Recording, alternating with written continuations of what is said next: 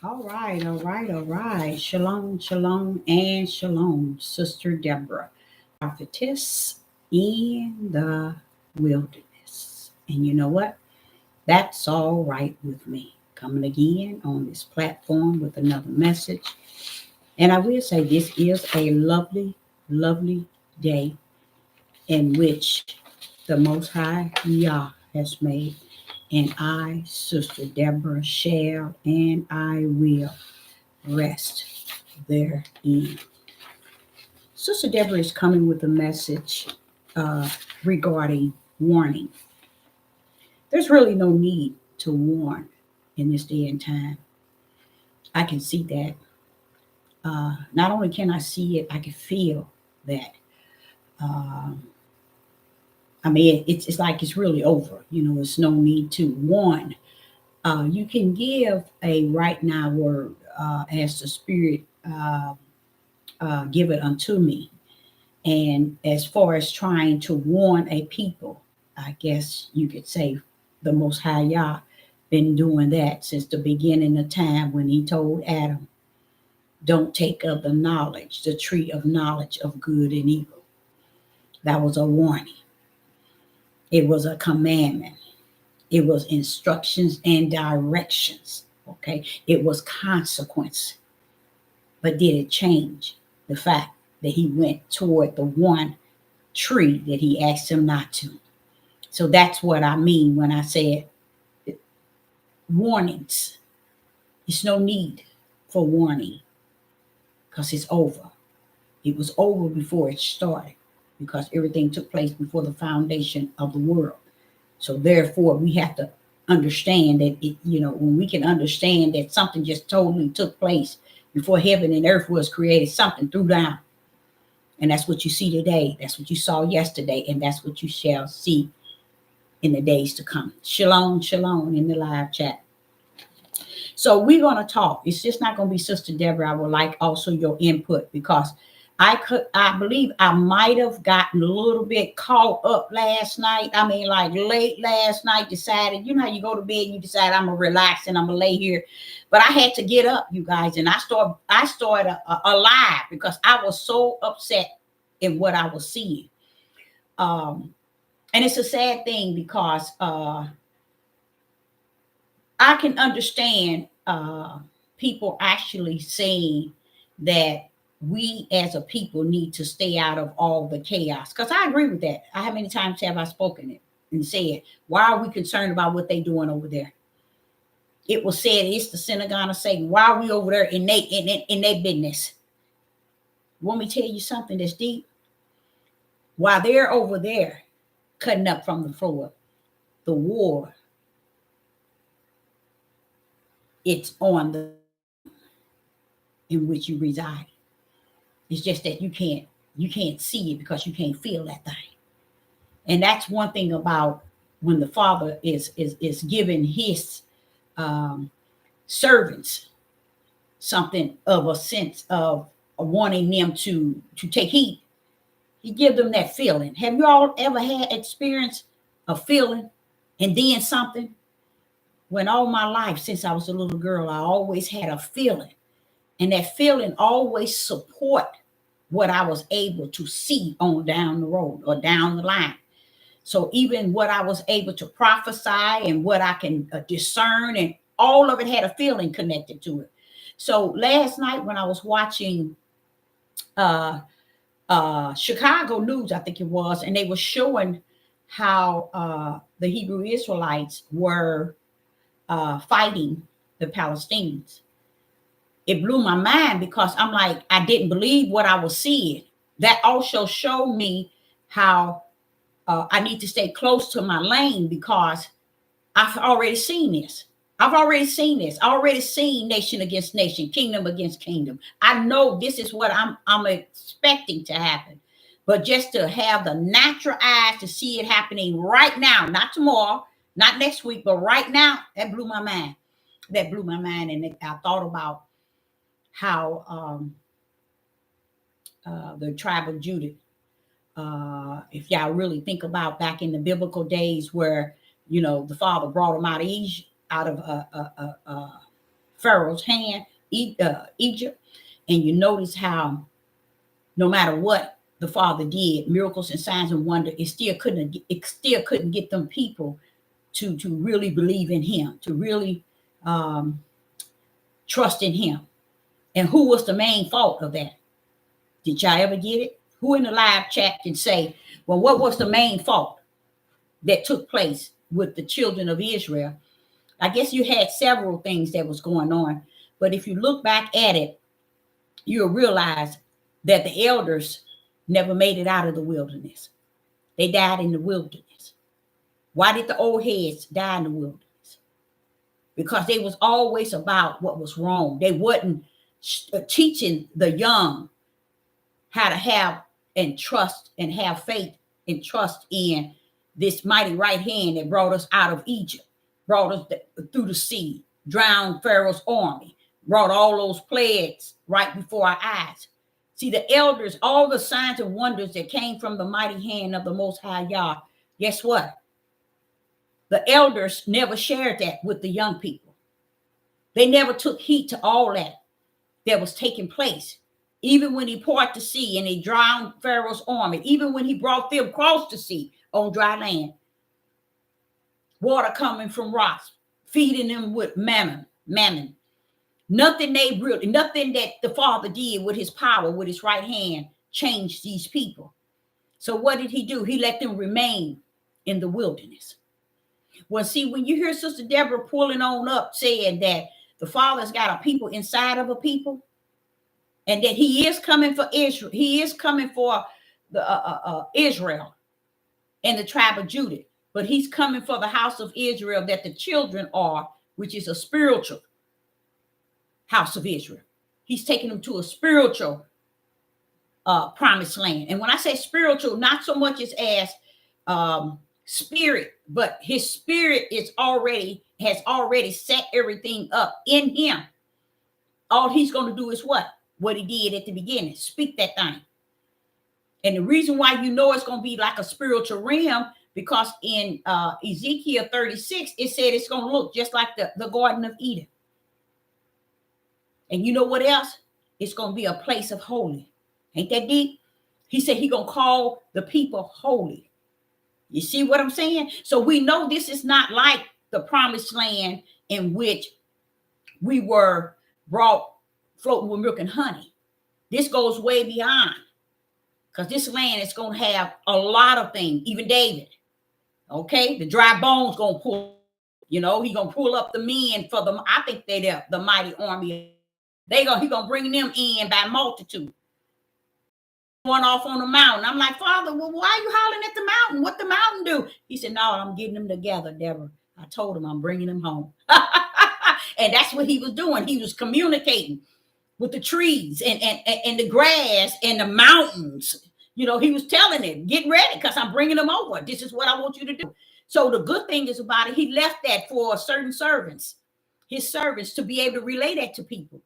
But if you in a time period where you see that you're saying things and no one has an ear to hear, it's because too many heads and no one wants to be the tail. Everybody wants to be the head. And what I mean by the head, they want to be the position of Christ, in a sense, Hamashiach, the power, who's the head over the church and the body. No one just won't bow down and be just thankful for being in the body. So what saddened me about when I see our men out there warring against the Palestinians, it bothered me so bad, because I felt sad for them. Because in spite of them holding their own, and I saw them holding on, I felt so sad for them, because it was like, how would you say it?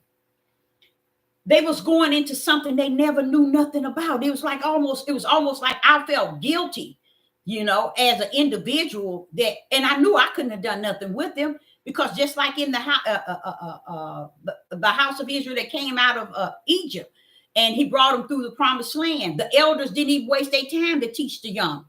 They didn't show up and show out so that their children can see that they trust and they believe in Yah.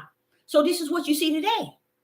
You can sit here all day and you put warnings and you can put good messages. You can put good spirit and truth. You can show the light. You can stand up and you can stand down. It don't matter. You can be all that Yah has called you to be in this mission. It don't matter. You see, they out here getting ready to fight the battle that's spoken. Because I'm like saying, okay, I don't know, Father. I say, oh, Father, I don't know what's going on in Isaiah chapter 3, but it's kind of deep over in chapter 3 of Isaiah. This sounds like where we're going to be at in the days to come. And guess what? We're already pulling up. And then in Isaiah 3, that same chapter, in verse 25, he told you our men are going to fall by the sword and our mighty men in the war. So when I see these men, you know what's going on? Our elders, you got all our elder men out here teaching and preaching and ain't giving these people no food for their spirit, no light to see in the midst of darkness. So now they out on the corners, they in these camps, they in these groups, that's pushing them out there. And they ain't got nothing to stand on. You see, they ain't got no foundation, you guys. They don't even understand. You got to be in the body of Hamashiach. Don't let nobody tell you the house of Israel or you the tribe of Judah, but yet you ain't got no head called the Most High Yah. They so busy telling these young men and these men, you the head, you the leader, you the ruler. No, stand down. There's one greater than the head of the flesh. There's one greater than the ruler of the flesh. There's one greater than the leader of the flesh, and that is the Hamashiach, the Ruach HaKodesh. It's the Hamashiach, all power in the head. That's our head. You have never been on this devil platform and Facebook, Twitter, Instagram, and heard not one Negro man, no house of Israel, no tribe of Judah. Speak to these young men that, wait a minute now, we teaching you how to rule and how to have your wife submitted and you to rule your household, and you ain't even knowing how to, you don't have no job, no nothing, but they teaching you all these things. Ruling your household ain't gonna save you on this land and what is upon it. It ain't gonna save you. Because you got to come up out of that house that you got this woman submit to you. What happens when you come up out of there? What happens when it's time to go on the battlefield? Because you're gonna go there. But see, these men ain't teaching these young men or the men. These old heads did identical to what the elders did in the wilderness. Did it ever dawn on you all? That's why all of them died. They never made it out. Did it ever dawn on you? You never heard the men preach that and teach that? The elders never did give the children anything to go on. That's why once they did get to the promised land, what did they do? They repeated what the forefathers did in the wilderness. But what the father did, he just saluted the fact that, okay, I promised him to Abraham and Isaac and Jacob. I promised the flesh seed that I would give them. To Abraham, Isaac, and Jacob, that I would give them the promised land. I gave it to them. You see? And you don't hear nobody preaching that, wait a minute, y'all, did not he give them that? Now the promised land that he going to pull up in this time, it's going to be spiritual. It's going to be a people inside of a people. And what's going to happen? The people that's inside is going to the promised land. The other people is like unto Israel that was left in the wilderness. They're going to be left on the land of their captive. So y'all didn't know that, did you? Because you don't follow up with spirit and truth. You see, they don't teach you that, did you? Have you heard them teach you that? They can't teach you what the Most High Yah don't give them to give you, because you want their food from their plate for your flesh. You better learn that, hey, ain't no need to learn it either, because it ain't no sense of warning. You better understand. I ain't gonna say, no, drag it down, Deborah. You don't better. You are who you are. So as I'm seeing these young men out there, I'm trying to piece this thing in my mind. Father Yah, it appeared as if it was a setup. It was a film or movie. It was like, what am I seeing this? But the reality is that the Father shared with me, but he says, yeah, what did I teach you in the wilderness? Is this not what you seen? I said, yeah, but Father Yah, come on now. Time, y'all, is flying. Time ain't waiting on you. Time ain't preparing for you.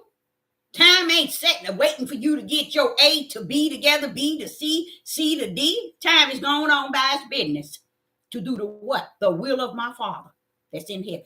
It ain't got time to wait for you. And even Satan and his crew know they on my Father's time. And what is his time? It's my Father's will. And they know that. So ain't nobody down here to sit and continue to warn people. And I sit back, I said, but Father, so that's what you were meaning when you said it's always Israel, the house of Israel, always need a judge, especially the tribe of Judah. You always need a judge or judges. Because once you put these pastors, you put these teachers, you put these moorings, these seers, these watchmen, you put these apostles, you put these different ones over the children of Israel. Now, who's going to pull up with the judgment? Who's going to represent judging them? Nobody. They out here cutting up from the floor up. That's what happened in the wilderness, y'all. That caused who? The Israelites to be left in the wilderness. And that's where they died off. See what I'm saying? So you remember the ones that came out, the children that Joshua brought out to the promised land? Well, that's how he's going to do it this time. So while they got y'all thinking, every last one of y'all getting up out of here because you were Abraham, Isaac, and Jacob, you've been up and you've been down. You better stand down. Because this thing is about this next promised land, strictly spirit and truth. Just like you think the Most High had a problem leaving the elders in the wilderness? Do you think he had a problem leaving their butt there? No, he did not. Do you think he had a problem with Moses and Aaron not going? See, y'all don't even know who y'all dealing with. And the power that rests in it within him. He didn't have no problem leaving Moses. He ain't had no problem leaving Aaron. His will got to roll up and roll out. It don't wait for you. So when he's saying to me, Deborah, warning, that's over with, baby. You know, I done told you it's finished. I said, but let me give him a warning. He said, you know, the warnings then went out. You know what he said? The trumpet's already been blown. You know how the 10 virgins and 5, the trumpet has to first be blown. It's blown. And you think people are taking heed? No. Because they thinking what the servants of the Most High, y'all, is saying is vain and vast. But they get on here and listen to the horse mouth on the devil platform. They've been on here for years and never connected. They only here for subscribers and likes. They ain't on here to teach you nothing. They ain't on here to give you the truth of the whole matter of what Yah is saying to us in this day and time. That's not their mission. And so you can't hold them liable. So I would like to say to you all, don't think that cause the Most High is going to take his up out of here, you included. Kind of understand where you at in your spirit. Because where you at there is where you're going to be at in the hands of the Most High Yah in the days to come. You see? But if you're thinking that you can spraddle the fence and you can clam over here on this topic and clam over here, no, you got to either be in or you got to be out. But you think he concerned? He left their bad butts in the wilderness, didn't he? Did not he do Moses? Where are you at, Moses? You was left. Aaron, what about that promised land that y'all started off knowing about? Your butt got left. So if you think that this same creator won't leave your tail behind, after using Moses and Aaron, they got left behind. What makes you think you gonna make it over? I said, this is what I feel sad about our young men, because these old heads, you got to be able to get into this book and let the Ruach teach you all things, because he'll show up and show out. He'll teach you things that this book can't even teach you, and any other book that's lost and any other book that's found. That's how powerful to me this teacher is, called the Ruach HaKodesh. Woo, he's that powerful. And that's how I see him. That's how I know him. That's how I feel him. You see? So when I'm seeing these young guys out here fighting, I'm like, first, and the more and more I look back at it, I'm tempted, wait, was that role playing? You all, it is said, there is a form of us that's going to be hated hated by all nations. Hated by all nations. Do you think that hate is just going to come up when you're ready for it to come up or show up? It's been here. It's been here. But this one that's coming, no, this one coming. This one that's here, guess what? When I'm looking at them young men and then the Palestinians across the street and them on the other side, and when they begin to interact, I begin to see that. And I wanted so bad to now to say that maybe that was a role play. It was more than what I could see. But the Father keeps saying, but Deborah, my will gonna walk up and down the earth. And not one of my word gonna fall by the wayside. That means I know you don't you still living. I know you're on the earth, you see it natural, you know it's spiritual, and you see it spiritual, but guess what? These things need be. So when they took these young men to the garage, and that time it's like 25 of them, and you can see some of the little older ones, like the 40, maybe 40, 45-year-olds, trying to encourage them to fight and stand up for their right. When I got a comment where a young lady was saying that she feel that these young men on the corners and these, with the camps and with the Hebrew Israelite, they need to stay out of these people business. Stay out of it. And I agree with it 100%. I agree with that. Because like I said, how many times I've been on this devil platform telling you all all this stuff that's going over there don't have nothing to do with us. Our mouth shouldn't even be on what they doing over there. How many times I done said that? So to me, what is going over here, it's like unto that. You see? But what I was looking at that is what Revelation 18 pulled up and said. Because what I'm going to tell y'all the truth of the matter, not one Negro man, no Hebrew Israelite, woman or man would ever teach y'all that the war, the battle, the chaos, the destruction is going to be within. It's not going to be out. When they finish clowning out there, you all of a sudden hear them talking about a peace. They're gonna bring it down to a peace level. Oh, that you agreed to let go. Yeah, you agree. Yeah, we agreed to end this. And you'll hear peace. But you will never get peace in the land of your captive. In Babylon will never get peace. So I'm just trying to tell you. He said, you don't have to warn them. That's over with. There's not going to be peace. And the reason why is because you all are portraying like everything is happening everywhere, but can't see it within where you at. It's just that close to you. It's right. Like, what did I tell you? At your door. It's right in your face. Because you can go right now and say, okay, I want to go out to dinner. Okay. You get out there and you want to go to a really nice place and you go out to dinner. And all of a sudden you got what is it? Israel, well, not Israel. Those people who I call fake, and the Palestinians. 3 of them Palestinians over here, and two Jews over here. Okay, they're going to battle right there, right in where you at, finna enjoy a meal. So when people, this is what I was saying. Let's go back to them coming through the wilderness.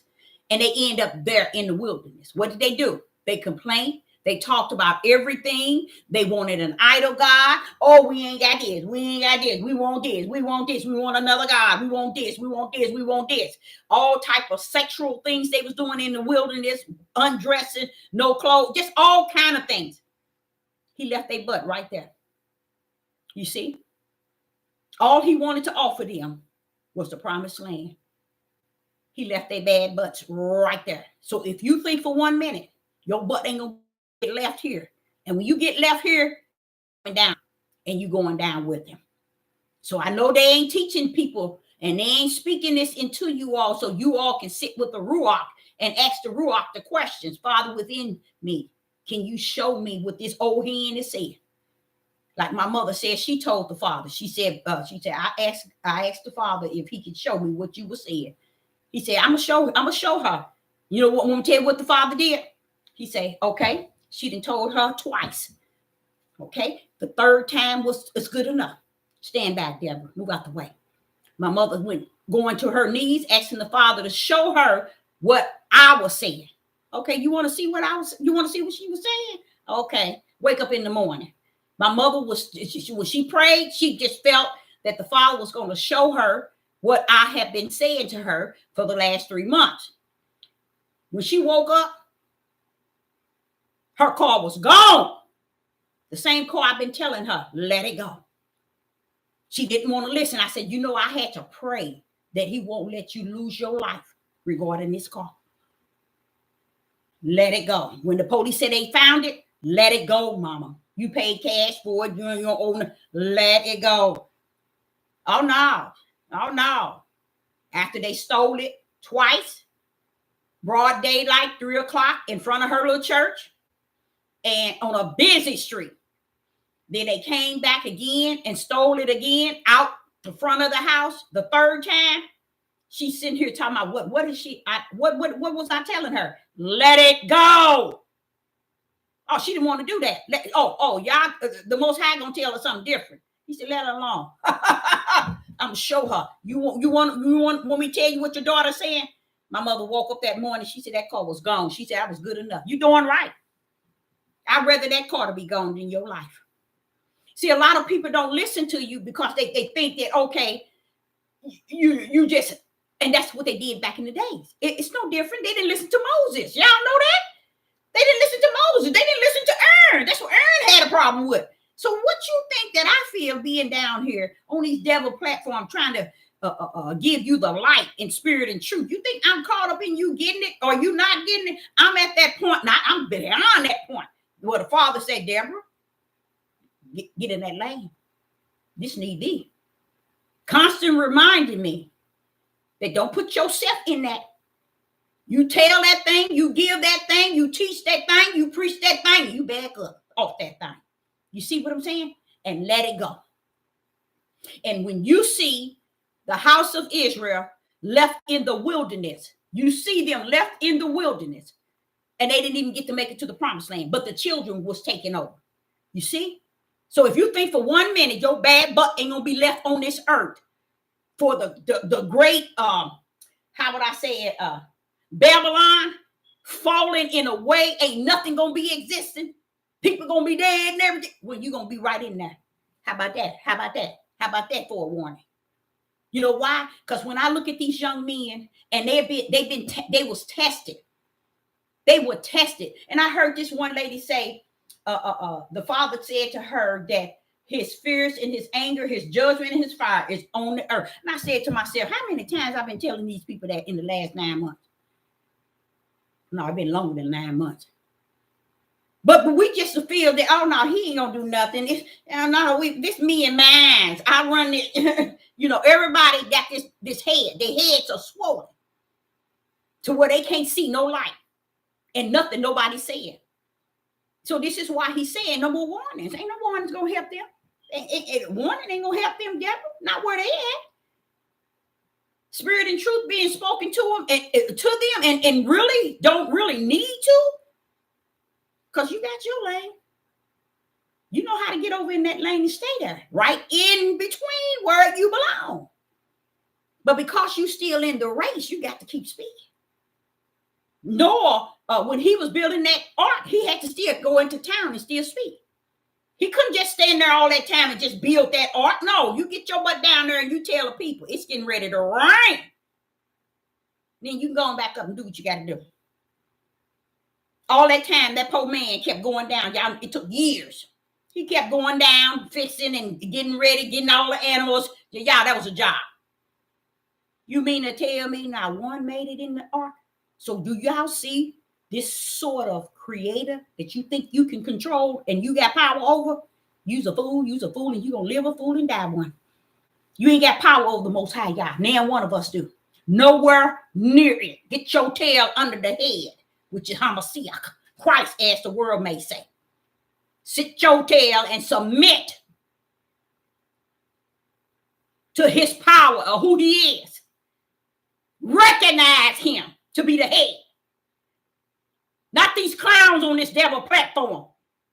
They can't head their tail to the toilet if they needed to. So how they gonna head you to anything in spirit and truth, and they ain't been called, nor appointed, nor anointed, nor predestined, nor ordained before the foundation of the world? They just speaking out of their mouth. And these young guys are pulling up, trying to fight. And I said, now, do that make any sense? And then I heard this one young guy, he said, it was about 20,000 of them, and only, what he said, 15 of us. And we was okay. So we feel, he said he feel that the Father protected them. Because they, like I told you, what I saw, it wasn't that they was getting knocked down, hit, and beat. No. They was fighting from the top. They wasn't fighting from the bottom. When it was over, what now? One of them was on the ground. What I'm trying to say is this, y'all. Something is going on that's deeper than deep. And the main thing is this here. What made me hurt is because I saw innocent men. I did, y'all. I saw some good men in there, y'all. And I think that's one of the things of why it's hurting me. It's because when I saw their eyes, I began to say to the Father, and I started crying. I saw their eyes because I'm sitting up here looking at all these young men. He was from like 35 and younger. And I'm watching them stand there. And in their eyes, y'all, I'm telling y'all, in their eyes spoke to me. Because I'm like, I said, Father, the eyes seem like they fear. The eyes looking like they fear. And you know what the Father said? It ain't that the eyes is fear, but it's a fear of what they might have to do. It's not fear because they scared. He said, no, Deborah, they got a fear of what they might do if those people come again. And that is to lose it. Have y'all heard somebody say snap? It's a blessing that each one of them made it out so they can go home. Because what I saw in Judah's eyes, it caused me to start crying. And then I began to think about my sons. And if my son had to be out there, their mindset would be, okay, let him come over here again. And that's what the Father was telling me. It wasn't that they was afraid as fear. It's the fear of what they said. And in their mind said, let him come over here again. It's going to be a different fight. You see what I'm saying? So I heard that a lot of the, it's like 3 other elders came to join them along with some other ones in the garage. And guess what, you guys? When they were reading the Bible, they was all had their Bible out. Each one was calling scripture. One calling here, one calling here, one calling here, and one calling here. But the elders in the background pushing them, telling me, the next time we go out, you got to stand your ground. You got to show them you ain't afraid. But you know what? You wrong, elder. That's how y'all got left in the wilderness. See, y'all pushing these young out there. That's why these young don't understand. You work, baby. You provide. You take care of your wife and your children.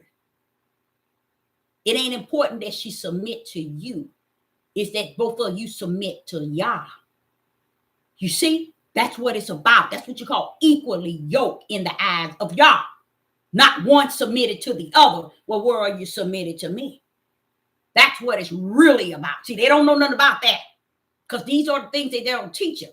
But what they teaching them is to fight, to war, to speak loud, holler, curse. Now, one of these guys wasn't cursing or anything, but this is what they do with these type of guys. They breed up. And then these guys get up saying, now watch this here. These guys will come up and they'll pull up and they'll say, when a woman not supposed to speak. They told us women are to keep quiet. A woman's not supposed to speak. Want me to tell you how foolish that sounds? They doing tests, don't even know. If somebody like me had to stand down there with them, I can guarantee you the Palestinians would have stayed on their side. See, what they don't understand, y'all don't give a rat's behind what's between your legs as a man. He know what he created. He know what he got up. And it's not in an ego. pride or boasting or self-centered. Oh, I'm tough, I'm bad, we leaders, we rule. Kick that door line to the curb. Kick his tail to the curb. That line is not going to save you. That ruler is not going to save you. Let me show y'all what I'm saying. Let me show you. It just coming to me. Go to Ezekiel 36. I'm going to show you exactly what took place at down in Chicago, downtown. Ezekiel chapter 36. No. It's Isaiah chapter 3. And it's Isaiah chapter 3. Just listen to this. So this is why I know Isaiah, Ezekiel, and Jeremiah, they telling the story, y'all, about what we going to go through. I don't care what nobody say and what's going to come after. Daniel was saying it. We ain't listening to none of them. We listen to these horse mouths out here today. And that's why these young men can't pull up with a battlefield on the battlefield. You hear a lot of people talk about the war and the battle and the struggle and all of this that's going to come together. But guess what? When you pull up with the whole armor, you better watch your ugly mouth talking about it. You better know what the whole armor is. See, people tell people, put on your whole armor. Shut your ugly mouth. Because if you knew what the whole armor was and is, you'll realize you've been running your mouth all your life. Because the whole armor ain't nothing, it's nothing natural. Ain't nothing that you can go in the closet. Let me go in the closet and get me the helmet of salvation. Let me go over in the closet and get me the breastplate. No, you can't. Stop teaching that mess like somebody can pull up with the whole armor. The whole armor is spirit, and it is truth. If you ain't one of you take out the time and read it, you'll see. Oh, this is battlefield clothing. And it ain't got nothing to do with you. It's got you trusting that everything and every helmet and breastplate, the sword is of Yah when you under the head. That's how sick they sound. But they've been teaching it for so long, they got people to believe it. These young men can't come up out of where they at, out of these camps and out of these academies and out of these Hebrew Israelite movement and cults talking about putting on the whole armor. Your tail gonna die in the wilderness, just like those people did in the house of Israel. Now listen to this. He brought them all out of Egypt just to die in the wilderness. You think he can? If he did, he wouldn't have left their tails there. After what they continue to do to the Most High Yah, leave their tail. And Moses earned y'all ain't going nowhere either. How about that? See, y'all don't even think. You see these men always boosting Moses and boosting Aaron. Back that thing up and back it down. Read it and let the Ruach tell you what went on. When I heard loudmouth Moses tell him, if you don't forgive them, block me out. How you know you in?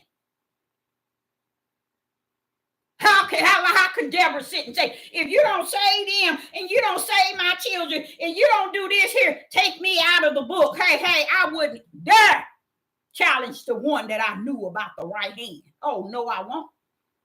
So what I'm saying to you all, these men, they haven't been taught anything. So they going out here with not the full armor on. They ain't on nowhere near the full armor. Nobody is near the full armor like they teaching it. It is a spiritual breastplate, helmet. When you can just go into your closet and pull out salvation. When you can go in your closet and put on a breastplate. Stop teaching these people that trash. This thing is spirit. You got to connect the spirit of a man to the spirit of the will of the Father when he's speaking. And that's why they miss out. These young men couldn't put on no full armor. They don't know a rat's behind about the spiritual full armor. Now, there's a flesh full armor too. Always know it's too. It's the one that flesh teaches. It's the one that the flesh teaches. Ain't nothing you can pull on out of your closet. Ain't nothing you can just pull on that's going to stop the principalities in high places. Nothing. That's your choice. You got to understand what he's saying. But see, they can't understand it if you don't give them spirit and truth and the light to see into what he is saying. And if the Holy Spirit is not teaching you, you still in darkness, teaching people in darkness. Because you ain't got the sense to understand what it's saying. So when I'm seeing these guys out there, they in there, they all are surrounded. A lot of them, it's about 25 of them in the garage after it's over. And these guys, I'm gonna tell you again, I was so sad because they looked like they were so scared. They really did, y'all. But like the father said, it wasn't that they were scared, it was what they was afraid of what they might have to do if they came over again. I saw that fear though, and that's what I thought it was. But the father said it's a line of fear, but not a fear of I'm scared, or it's a fear of what I might have to do if they come back over here again. And you heard the head dogs that wasn't out there with them come telling them that next time, don't y'all be afraid. Y'all did really good. We saw what you did. You did really good. Next time, they said next time, stand your ground. Don't let them think you're afraid, and you fight into death. That's what they were saying. You fighting to death. And I'm like saying to myself, that sound like the house of Israel and the tribe of Judah that was left in the promised land. Because why are you telling them this? These people, these young men need something greater than they struggle to fight back, or their strength to fight back. That's what people don't understand about what took place with them traveling through traveling to all these lands to conquer them, because it was the land that was floating with milk and honey that the father promised to Abraham. Do you know people were on them lands, but the father's right hand destroyed them, y'all, and gave the land to the 12 tribes. And that's anywhere these men need to be taught about the power of that right hand of the father. So they'll know no matter where you go. Like with my kids, I'm learning more and more to not get caught up in the choices they make going out here into the world like this. They don't have no sense of fear of, hey, wait a minute, do you see what's going on in the world? Oh, no, we don't see. That's their mindset. So I tell them this: you get in trouble, you get in a situation, don't call for me. You call for the God of my mother, and he'll be there. That's all I can get him. I can't give him no more than that. The God of my mother. And let me tell you something. Y'all will roll up on him without a doubt. Don't call me, because I can't do nothing for you.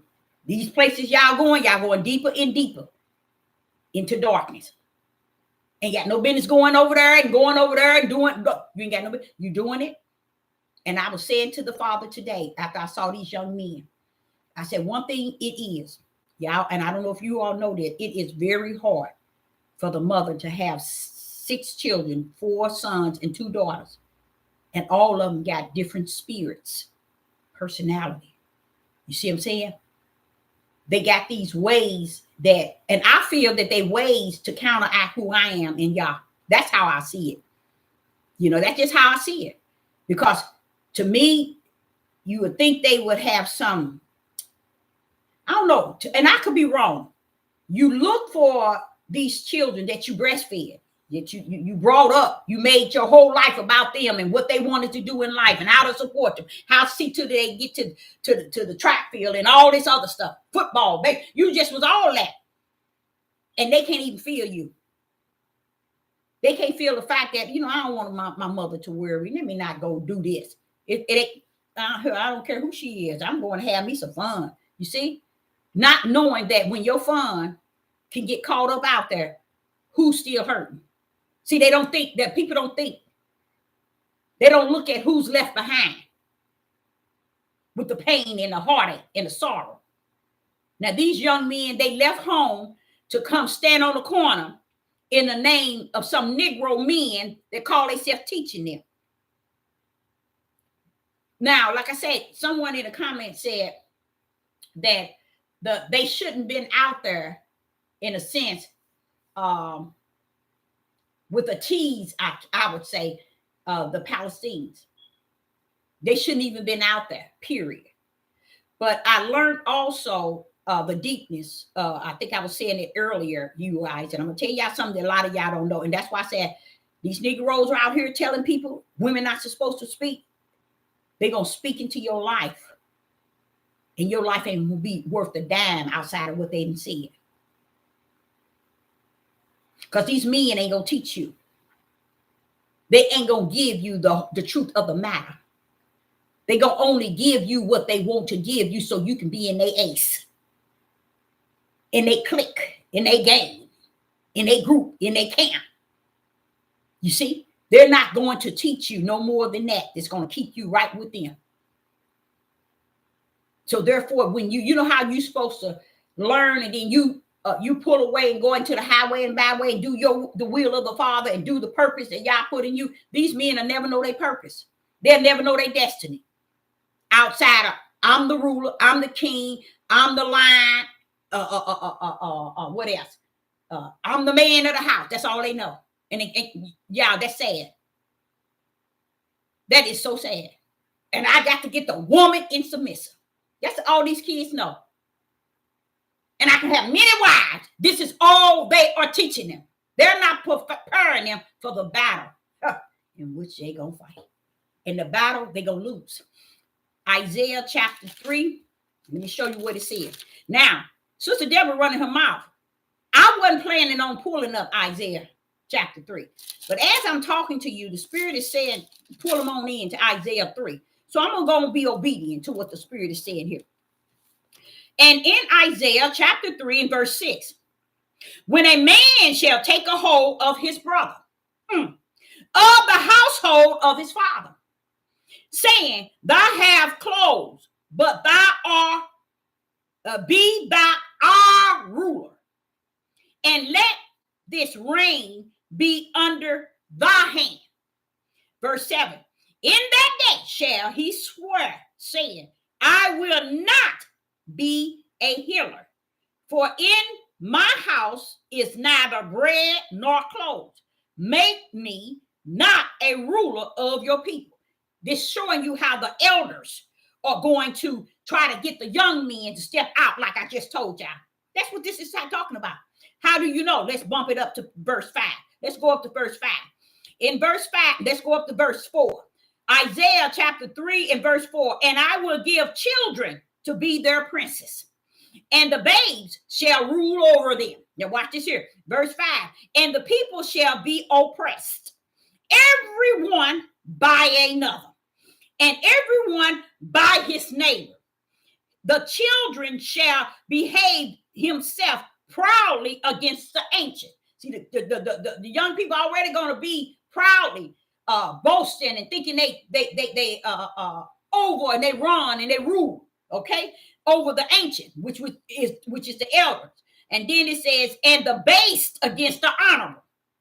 You see? So watch this here, verse 6, going back to that. When a man shall take a hold of his brother, of the house of his father, saying, thou hast clothing, be thou our ruler, and let this reign be under thy hand. Verse 7, in that day shall he swear, saying, I will not be a ruler, for in my house is neither bread nor clothing. Make me not a ruler of this people. That's what the young people are going to be saying. Now watch this here. Verse 8, for Jerusalem is ruined, and Judah has fallen. See, y'all thinking Judah ain't going to fall. See, you thinking Sister Deborah don't know what she's talking about, when I told you the Judah going to die on this land here. And Israel going to die on this land. It's only a small remnant coming up and coming out. He's sitting here saying the same thing about Judah as he said about Babylon. Watch this here. Verse 8. Israel is ruined and Judah is falling because their tongue and their doing are against Yah to provoke the eyes of his glory. He said what? He said what now? You see, and you thinking these men around here here teaching these young men. You think it's about having camps and academies and churches and home base and all of this stuff is a catch, y'all. It's a catch to the end and what's coming. Because when they finish setting it up from the floor up as if the tribe of Judah is doing good, guess who's coming out the tribe of Judah? You back that thing back up into Matthew 24 and verse 7. Nation against nation. What do you mean, Deborah? Judah gonna go up against Judah. I said, I already see that. He said, you ain't seen nothing yet. Already today, 62 years, ain't never seen. I've seen all the killings and stuff of our people killing one another and destroying one another. I see that. But what I see is greater than that. And that's what he's saying. Nation against nation. See, they're going to take that nation and a nation against nation and make you think that it's way over somewhere in another country. You got to back that thing up on verse 6. It tell you, don't be caught up in the wars and rumors of war, because that's not it. Drop down to verse 7. Nation against nation. Kingdom against kingdom. Oh, we about to throw down in this country. And what was shown to me today is to see those older ones talking to the young ones in the garage, telling them how they got to stand up and fight and don't buckle, don't be scared, don't be afraid. I'm like saying, that's why y'all tails got left over in the wilderness. See, they telling them all the things to do instead of saying, let me tell y'all, before we go out there, we got to be about the Father's business. We got to go back in and be strictly about the Father's business. We got to teach y'all the truth of the whole matter. You see, but they can't teach them what they don't know. So you see how these young men in Isaiah 3 is saying, I don't want to be a ruler. I don't want to rule over the people. You know, because what the elders are doing, they're putting them out on the forefront. They put them out on the front line, while they stand in the back and teach them, you're a ruler, you're a king, you're a leader. Rule your household, shut that wife, let her submit, have many wives. They're teaching them all this stuff. And now they're on the battlefield. What good is any of that? Then you're getting tried by the fire of the Most High Yah. Because now y'all going to try you by every word you've been taught. See what's up then. So when you get there, it tells you in verse 8, Isaiah chapter 3 and verse 8, for Jerusalem is ruined, and Judah is fallen. Same thing he said about Babylon, because their tongue and their doing are against Yah, to provoke the eyes of his glory. See, they doing this intentionally, not knowingly. See, the flesh is doing it intentionally, but not knowing spirit and truth. That you are set up from the floor up to be the seed of the serpent, while you calling yourself Israel, Jerusalem, the tribe of Judah. Those that are Israel, those that are the tribe of Judah, that's my spiritual promise. They are people inside of a people. You see? Just as the promised land. When they brought them, he brought them out of the Egypt. He brought them all together. He had a people inside of a people. Who was the people? The people were Israel and the tribe of Judah. But where were they at? They was inside of a people. Who's on the outside then, Deborah? The elders who got left there on the promised land. Well, who was on the inside? The children. I brought them out. You see? That's exactly how he said it this time. But because this is the end, he's going to do how would I say? He's going to bring him out in a spiritual promised land and a spiritual Israel. It's going to be spiritual Israel and a spiritual promised land. Okay? It's coming out. Okay? So listen to this. In verse 9, we in Isaiah chapter 3 and verse 9. The show of their contents. Is that contents? Contents. Countess. Do it witness against them. He's just letting you know. What was she said? She said, when I look into their eyes. See, I look at everything, y'all. Because I was taught the eyes, even these here, right here. He taught me something about this here. I can't tell y'all, but he taught me the arms. The arms tells how the body has been violated. The arms tells how secure the individual is. See, y'all don't know about that, so I ain't gonna get that deep in that. But that was a gift, and that's what he gives me, and I can now do the gifts he gives me. Go out and tell people your arms or your eye. No, no, no, no. Ain't nobody on the face of the earth can actually say, and never will say, that Sister Deborah go out there telling people your eyes and your ear. No, no, no, no, no. That's not how y'all rumble.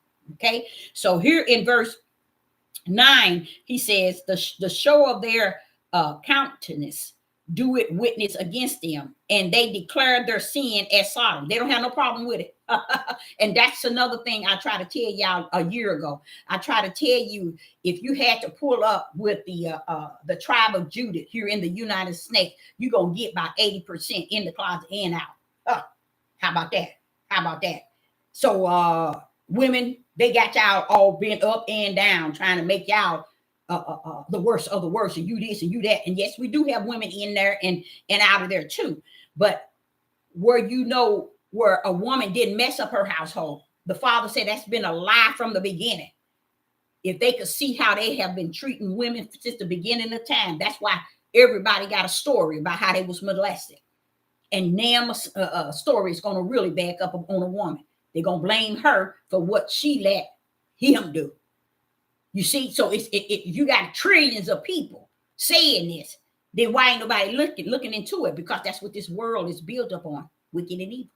Okay, so it's letting you know in 9, woe unto their spirits, for they have reward evil unto themselves. They don't care. So what? And that's the mindset of our people today. We don't care. We'll cross that bridge when we get up on it. You see, as if there's going to actually have a bridge to let your nasty tail cross. It's going to leave your tail right in this land, just as he left the elders in the promised land. How about that? How about that?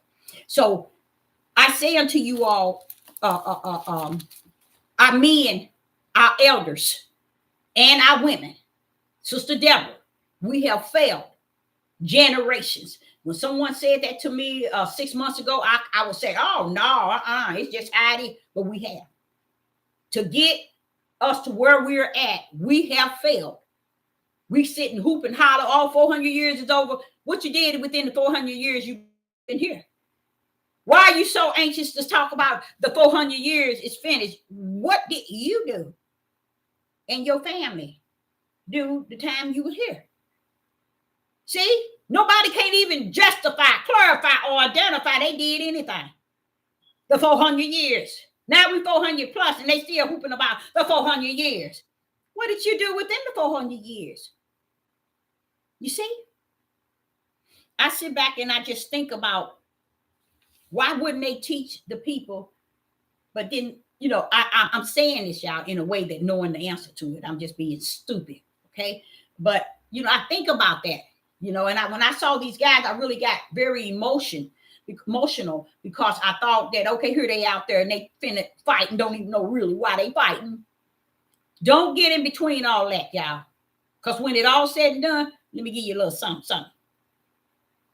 All nations is going to hate you after all this is over. How about that? You didn't know that, did you? Oh, yes. Let me tell you what Israel, over in Israel, is saying. Israel leaders are saying, hear me now and hear me well. Israel leaders are saying, young Black generations are their major problem. They done blamed it on you. I'm sitting watching nationwide television by myself. Sitting here watching, and I said, oh, no, we gone. Oh, Father, y'all. Woo! He said, Deborah, what did I tell you? Didn't I tell you? I don't play. Now listen to what they said. I'm watching it. Israel leaders says, young Black generation are their major problem. They didn't sound the trumpet out on y'all dad. And still you don't get it. They done blew a trumpet on your tail. How would you mean, Deborah? 4 corners gonna rise on your door and tail. It ain't like it ain't something that been prophesied, but I'm just still saying. While we sitting here trying to teach our black men to hate and our black women to hate one another, and they got a battle against you already. Woo-wee. Now let me tell y'all can stand around and act like y'all ain't seen it, y'all ain't heard it. Maybe it ain't meant for you to hear it to see it. You know you ain't gonna do nothing with it. No way. Israel leaders saying young black generation are their major problem. These are people bored. Woman's talking it. White woman over there, over in Israel. They sitting up in a board, sitting here saying this. I think it was it today? No, I think it was yesterday. But I saw it today. And I'm sitting here, no, these black people just lying. They ain't saying. And I'm sitting here watching them out of their own mouth. Wow. How did we get it? How did it be? Well, Hey, didn't I just tell you about the young black men on these corners, hooping and hollering? And who behind them? The elders. And what the elders doing? Pushing them out there to do the negative and all the dark mess. And ain't sending them out there with no spirit and truth. No light in the midst of all this darkness. They don't know nothing but what the darkness that men is teaching them. Now here they are. They say the same thing I'm saying. Israel leaders said, young black generation are their major problem. That's the trumpet blowing.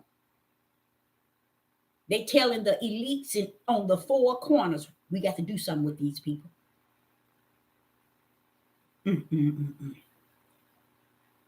No matter what's going on, y'all, you're going to be to blame. That's the judgment of the Most High, y'all. He told you his fire is kindled. His fierce is wrath. You all around here killing one another, hating on one another, and talking about you kings, leader, and ruler. You're a fool, and you're a fool, and you're going to live a fool, and you're going to die a fool. Because you ain't going to die no king. You ain't going to die no leader. You ain't going to die no ruler. You're going to die a fool. Because you had the opportunity to do what is right. You had 400 years plus. And here it is, the year 2024. You just as stupid as you was when you came over here. And still rolling up on stupidity. So what is happening? That there is what Sister Deborah's trying to get y'all to see. When I'm telling y'all, when I saw them doing it, and I saw that, I don't know, what was that, a drone? I don't know what that was in the air. They was watching the Israelites, the Hebrew Israelite males fight with the Palestinians. But it was, you can see kind of almost if it was orchestrated, because you wondered how did those few police get all those Palestinians back on the other side. And then the Israelite got on their side of the corner, back on their side, and it was over. Then all the police bikes covered, separate them from the Palestinians. And I'm gonna tell y'all something, Sister Deborah, I don't have no problem getting off this Deborah platform. Most likely they're gonna cut me off, because the moment I went live yesterday about this, I got a big old thing on my phone telling me, if you talk like this again, we're going to cut your page off, because we're not going to have it. And I said, wait a minute, this ain't from YouTube. Who is this? You see what I'm saying? They listen to everything because God has given them the DAY. So I know that the DAY has been given to Satan, darkness, midnight, wicked and evil at its highest. This is their time to show up and show out. Now, I also came up on an issue with, and listen to this, a landlord in Illinois. In Illinois, a landlord, a white man, he had to have been like 69, something like that. He killed a Palestinian 6-year-old boy and stabbed his mother.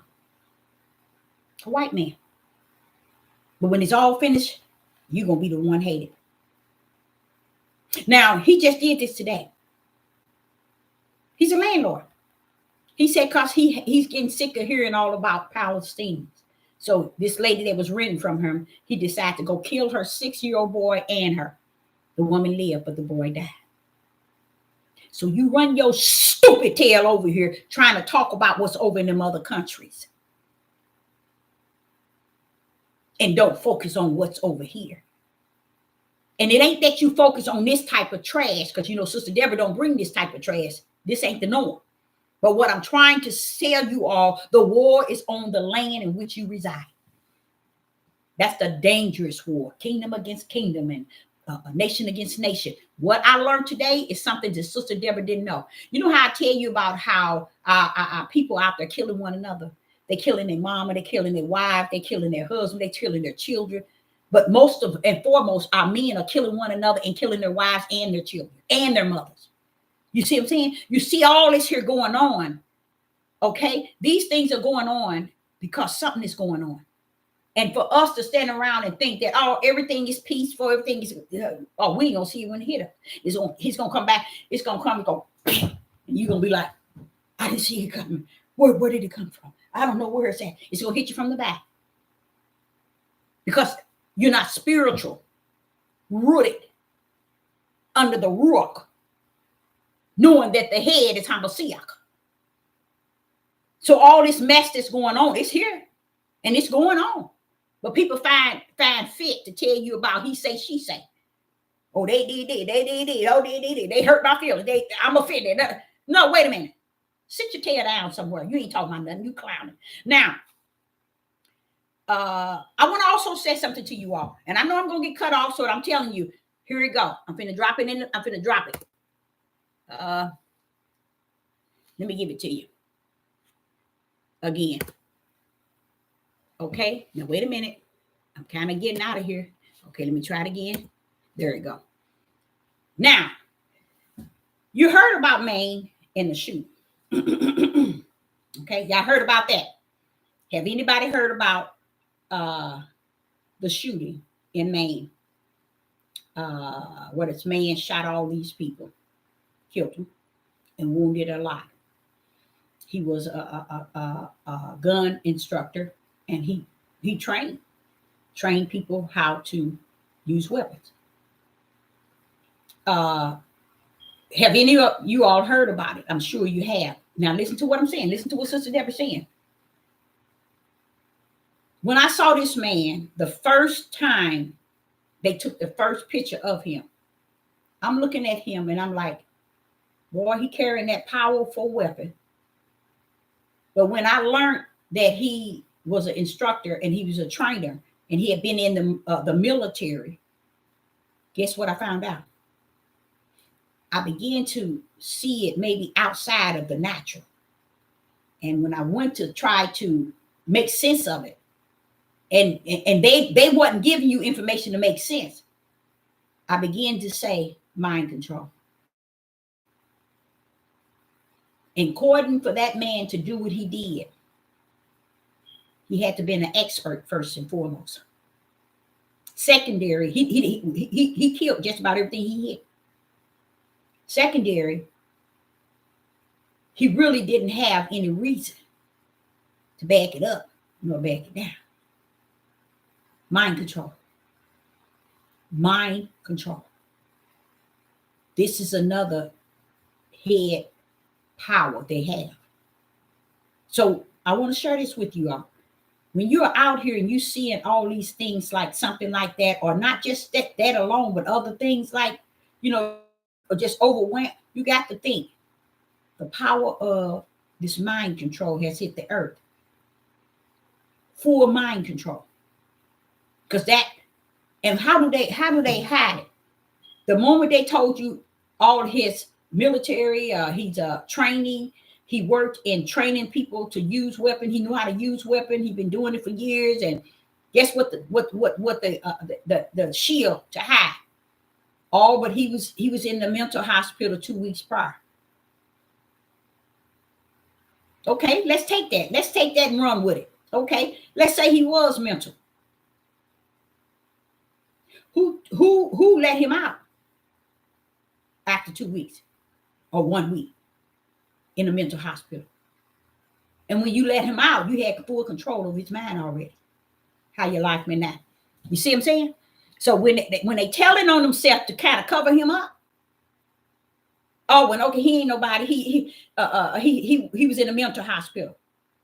United States always use mental to cover up any and everything they do. Always did. Okay, he was in the mental hospital, but his family sitting here telling me, yeah, he was in there. I think he was in there a week or 2 weeks or whatever. Okay, you said he was hearing voices. Why didn't y'all say nothing but saying something now? Why, when he kill up people and go out like this, now you tell the world? You see what I'm saying? If you felt he was that type of threat, how did he get out? And how did you know he was experiencing that and not helping him or not getting him any help? It's bigger than that, y'all. Same way I see all our Black people going up against the Israelites. I know y'all don't know nothing about it because you don't give a rat's behind about what's your surroundings, what's actually happening in this DAY of evil and wicked. Our Black people that don't even know who they are. I sat up today listening to them. I sat up last night listening to these negative Negroes, men, talk about Black Hebrew Israelites and how horrible they are, how sick they are, how crazy they are. Your own nation. So how about this? Matthew 24 and verse 7, nation against nation. See, you missed it.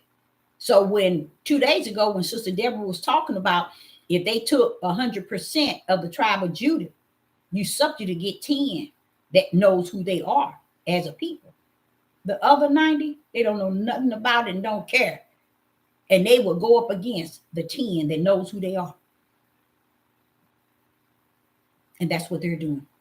I sat up and heard just one man, and it hurt me so bad to hear him. He had all these people on there, and then he had a couple of African people that was on there, and he was all talking to them, and not one said anything positive to our Black Hebrew Israelite men. Not one. And these were brothers. Not one female. It was one African white woman, but no, the rest of them was all men. Not one said anything positive. Everything they said was negative. Their own nation, Israel, tribe of Judah, your own nation has gone up against you. How about that? How about that? You see? And you don't even know it. You don't even understand it. You don't even get it. So when you see, and I'm trying to piece this stuff together, trying to figure out why they out here taking each other's life like this. Why are men killing their mothers? Why are these men killing their wives? Why all this stuff? I've been saying for the last, 2 and 3 years. You see? They're against their own people. And guess what?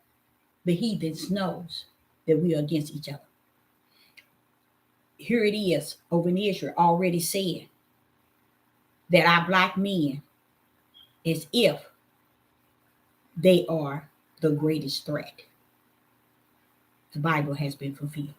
That's what he means. It's no need for no warning. Okay. I said in Illinois, a white man, 60, he should be about 68, 69 years old, killed a Palestinian little boy, and he stabbed him. And he told me, yeah, I did it. I'm getting sick of this. And I believe they let him out on bond. I think that's what I heard. So much for that. Okay. And that main shooting where he shot all those people and killed them, that was mind control. Same thing with the shooting in Chicago. 15 wounded, maybe 16. Halloween party. I'm still wondering about that. When I heard a man tell me about a firefighter, he was saying a firefighter, he's a firefighter. And he went to Denny's and he sat down and ate. And this white guy got up and he went to the bathroom, and he said this white guy was 87 years old because he stopped coming back, communicating with him. He stopped by and told him that He used to be a firefighter because he see this black guy sitting here. He said, well, hey, I've been a firefighter all my life, just telling him. It's what he said. He said that he did so much wrong to black people that they had a code that anytime you go into a fire and it's a black person, no matter if it was a baby or elder, let them stay there and die. He told that to the black firefighter. And he said he ain't had no sleep 87 years. He said it haunts him during the day and night. He said he don't even know how to get rid of it. He see the baby that he left in that house. Could have saved that baby. He knew that baby wasn't on fire. He said, but he left them in there on fire. He left so many people behind, black people, in the houses that he went into. But he said they had a code that if we go into a fire, do not save any blacks, whether they're young or whether they're old. And he felt so hurt to hear this man say this, but he's being tormented. He told the man, I'm being tormented. I can't sleep. I see the baby's face. I see this lady that I left. I see her face. They come back and they haunt me. I can't sleep. I don't have any peace. He said this is what the white man was saying to him, as if he's justified because he told me, baby, you ain't seen no fire yet. You was a firefighter where you at. But just imagine what kind of fire you're going to be in a lake of hell. How about that? Okay. So I'm saying that to say this. Deborah, you don't have to go there. Go. Okay. We around here doing things to displease, that's displeasing or that angers or displeasing to the Most High Yah. Because nothing in our hearts leading us to help others to understand how great and how excellent, how wonderful he is, giving him the glory, the honor, and the praise, recognizing him, having respect for him as our creator, as our father. And what I believe, this is me, I believe that, and I don't believe it now, this firefighter was telling the story. It ain't that his story meant anything to me because that's how I see things. That's how I've seen things. That's how I see it. I see it as, like, say, for instance, I went into the hospital. And stayed 2 days. When I go into the hospital, my main thing is to treat people kind. I learned that treating people nice and being kind, people embrace you 100% different, totally. Because when I know that I'm going in a place where people are going to put their hands on me, taking blood and doing I'm not going in there acting like a straight up fool. I act like I got some sense. And that's even when I had all these babies. Every hospital I have ever entered in, they treated me like a newborn baby. And I kid you not. And this time, they treated me really nice as well. That's all my life. That's how it always been. I learned that just because people are ugly in the way that they are, don't mean you have to bring yourself as low as they are or under them. You see what I'm saying? And what I learned also with people see you act a certain way, they respect you. They might not like you, but they respect the fact that you act like you got some sense. You got some sense. I'll never let them think that I don't have none. I tell y'all that. Let them pull up on me. They gonna think I'm well educated just like they are. Like they think they are. Especially when I start speaking things spiritual, they be like, oh, I never heard that. Wow, I enjoyed it. You know what I'm saying? Oh, look, but let me get back to this. You guys, the greatest uncomfortable feeling for Deborah. And the reason why it's uncomfortable for Deborah, if it was just me, it'd be different, y'all. It'd be different. I know how I can pull in. But because I got all these children, these adult children, I don't think, and this is what I told my sons, if you all get into an accident and it's a bad accident, I've seen them And I pulled over. Why ain't y'all trying to get him out? They don't give a rat's behind you black and you in accident. You gonna stay in there. Smoke, fire, whatever. They ain't gonna come get you out, baby. So the Father wants you to know all these type of things you think that's gonna happen, gonna back you up, and ain't coming for you. So this man was talking about this happened 50 years and longer, 50 some years, 60 years. It's going on now today. That's the heart of people. Why? Because the DAY is in. For who? Evil and wicked and wicked and evil. This is their day.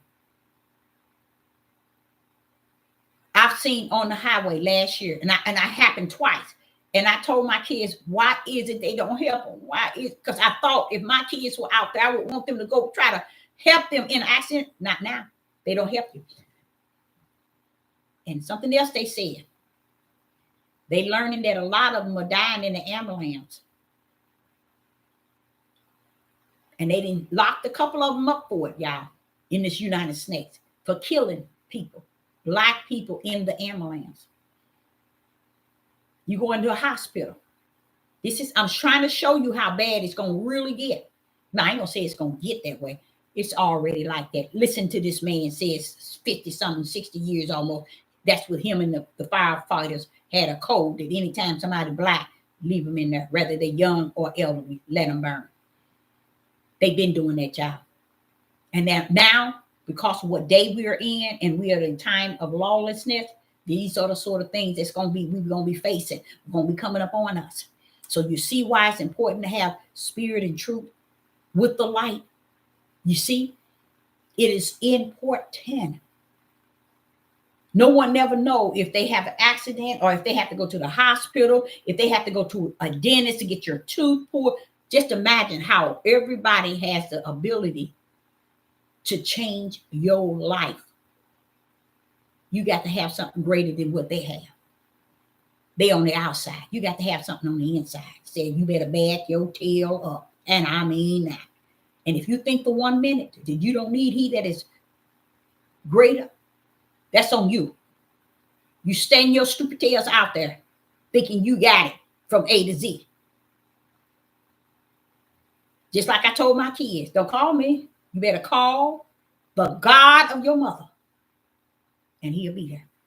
Because if they have to say it, I know for a fact he'll be there. Not because they calling him.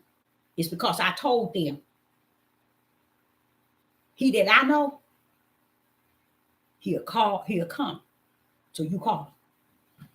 You see? So that's bothered me because when that man, with the firefighter was saying that, because I always thought that. And that's sad, ain't it? I always thought like that. I said, now, if they get in there, they're going to be, they get you an ambulance or they get you. And it ain't to bring fear upon you. The Father already said, these things need be. These things are here. Just because you ignore them, thinking, oh, I don't want to be fearful. I don't want to be scared. I don't know. No. Get your house in order. So when any fire come upon you, and it don't have to just be the natural fire, that your house will be already in order. And you can call on the Most High God, and he'll step in and step out, straighten that mess up. But if he ain't greater in you and you ain't allow him to have the ability to be great, it ain't that you gonna have to allow. But if he ain't all that and some to you, then that's on you. That's on you. You have this. Do you have this? This is what scared me too today. This really scared me. Have you ever heard of Matthew Perry? Matthew Perry.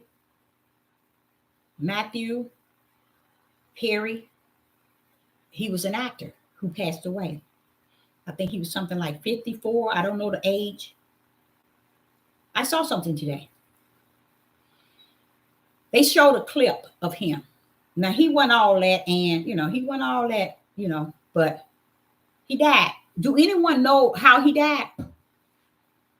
Anybody? Do you know how he died? Because that part I didn't get. I was really pretty much discerning the situation. And like I explained to you, I'm sitting on my couch and I'm looking at this man. And they said this was the last day he lived. I need to, so no one knows how he died. What I saw was he was pulling up, signing autographs. He had 4 bodyguards. But these weren't normal bodyguards, y'all. These weren't normal bodyguards. These bodyguards in security or whatever they weren't the normal ones. You know how you have a bodyguard and they stand, they give you a few feet back. They was up on him like this. And when I see him signing the autograph, they was looking to see what he was signing.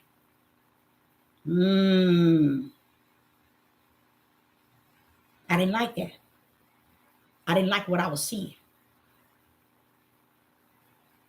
And that same day, they bagged the camera back, and you seen the bodyguards on 2 in the back and 2 in the front, and he in the middle.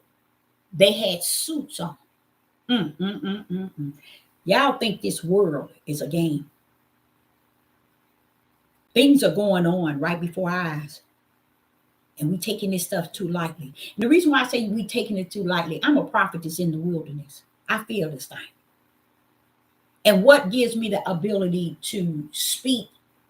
Y'all gives me the ability to speak so I can release the things in which I'm feeling. But this thing is real. Things are going on. They're so real. It's really than real. And I know we say, well, now that don't happen here, or that haven't happened to me, or well, that's happened to them. That's them. But let me tell y'all something. It's just showing you that the word of the Most High Yah is truly being fulfilled. Truly. I don't think that something happened. Honestly. Why they do it, I wouldn't even want to tell you. Something went down with this man. Because that last day they showing you that picture of him signing autograph. I'm watching his security look over him like they was assigned to watch what he was putting on the autograph. That's how deep they was up on him. And he ain't that big of an actor. And I'm trying to figure out what is going. See, things are actually taking place. Very suspicious. It ain't suspicious. I know what it is.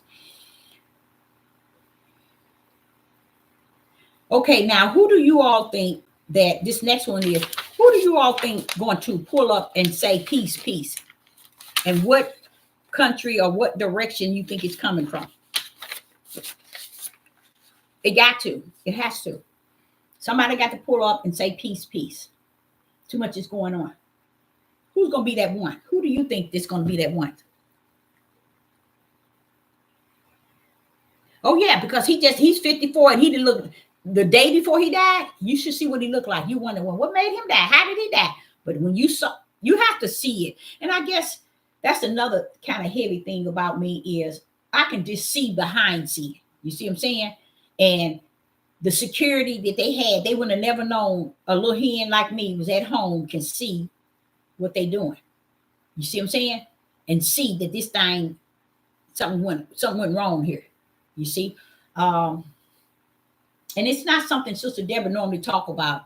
But the reason why I'm talking about it is because I heard a lot of things today.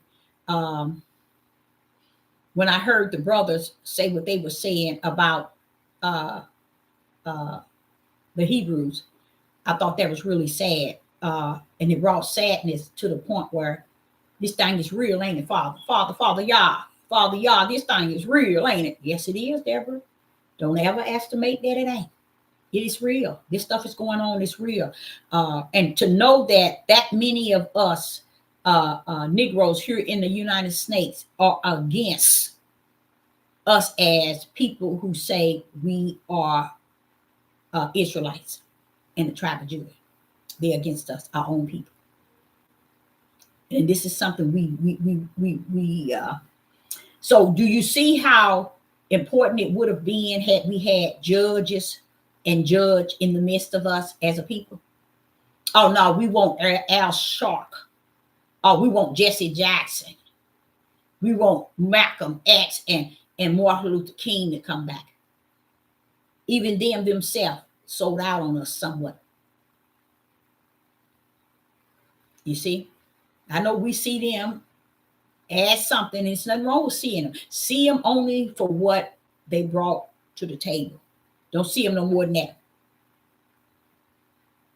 Jesse Jackson and Al Sharp. You ain't never had a judge out of the heart of the Father.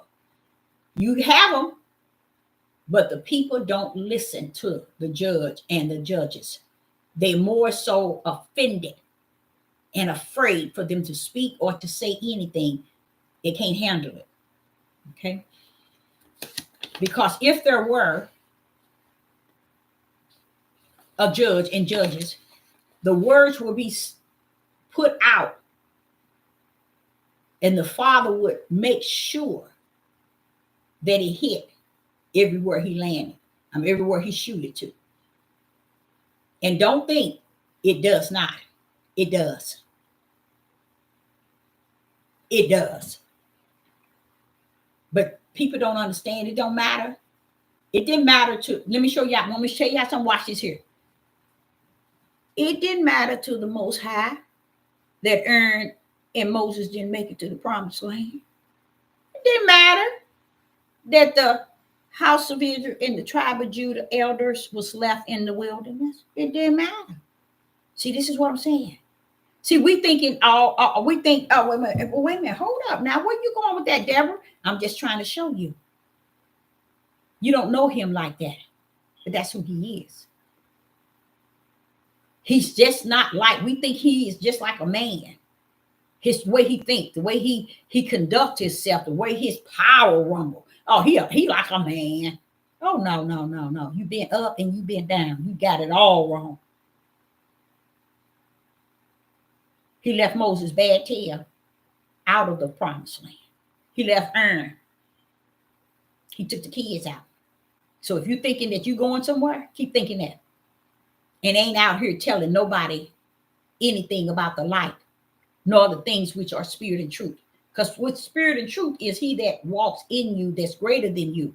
It speaks spirit and truth to people. And what is spirit and truth? It's the whole truth of the whole matter that rests within you. He began to speak it to the people.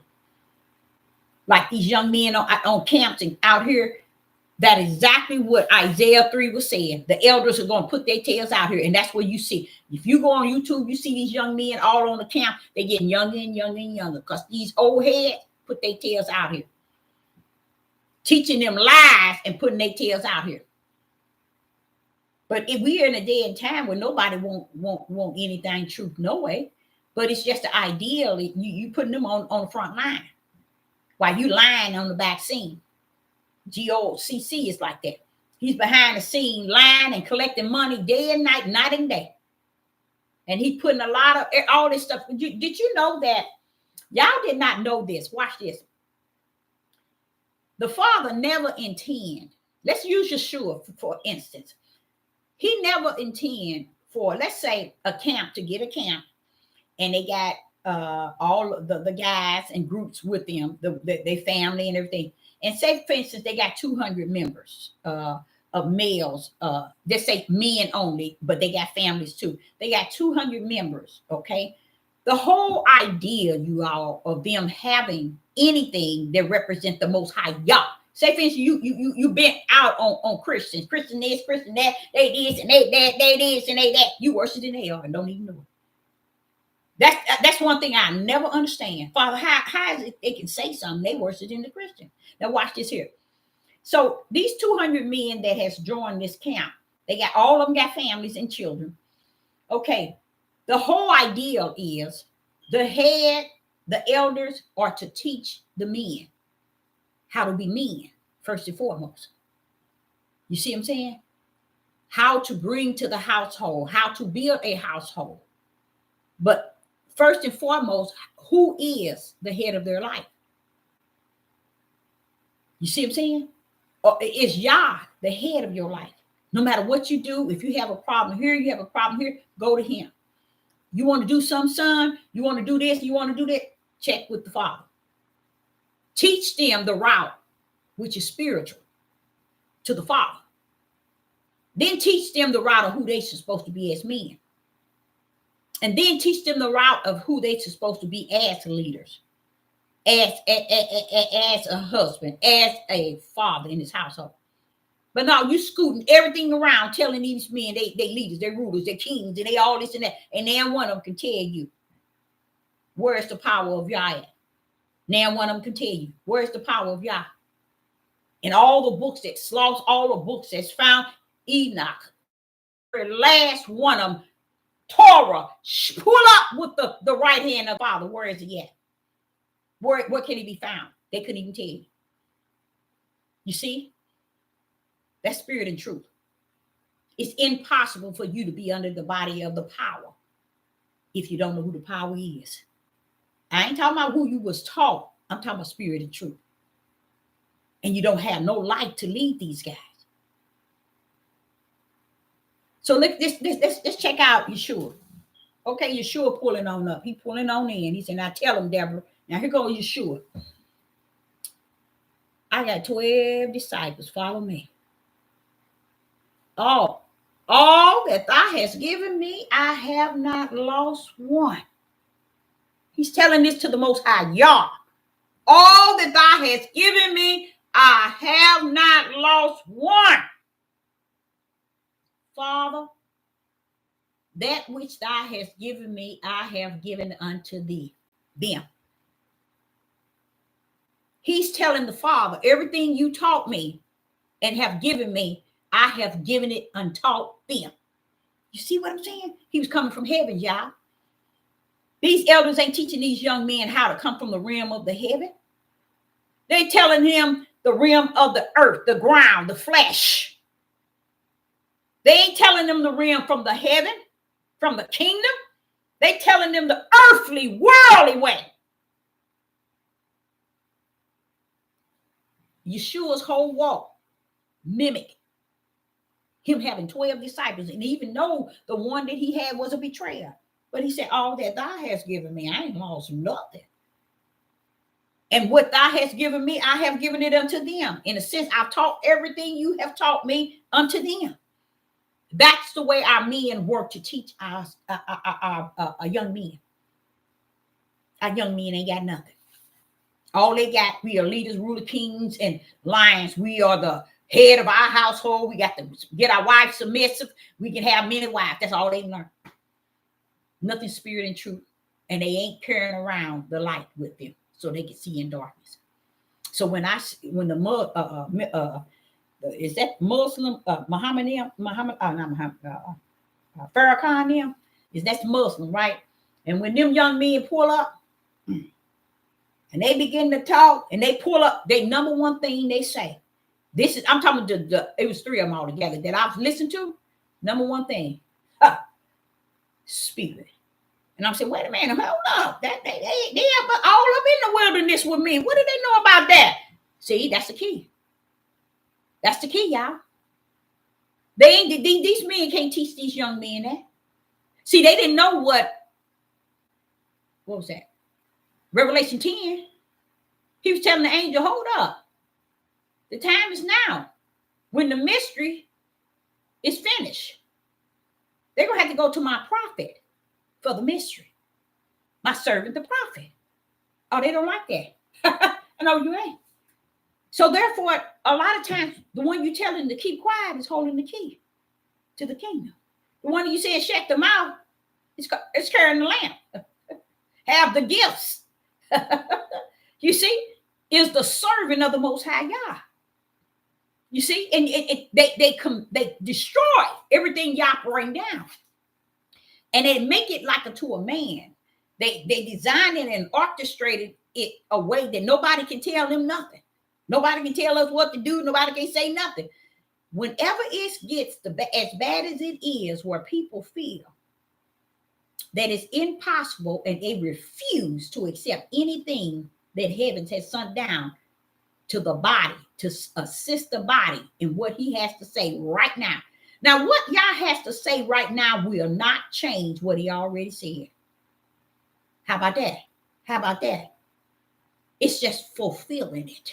What did Yeshua say? I didn't come to judge or anything. I come to what? Cap that thing off, fulfill it. When y'all send his prophet and his prophetess, we ain't coming down here to rule over you. We're coming to fulfill what he wants us to come down here and fulfill. And it ain't to do it your way. It ain't to say it the way it make you feel good, look good, act good, think good, and live good. It's got to come from heaven in a time period as this. Lawlessness, wicked and evil, D-A-Y. Then he's pulling up in Revelation telling you how the beast, Satan don't give his power to the beast. Wait a minute, why is Satan being able to do all this here? But y'all ain't got nobody down here working on his behalf. Y'all sick. Y'all sick. That's how far away. And now it makes sense why the wicked and evil are going to have its day. Because it's going to have your butts if you are born of the flesh and not of the spirit. Because it makes sense. Nobody, and just imagine if Judith had a judge. What do you mean, Deborah? They had a judge then, they didn't listen to him. Oh, yes, they did. They listened to Yah's judge.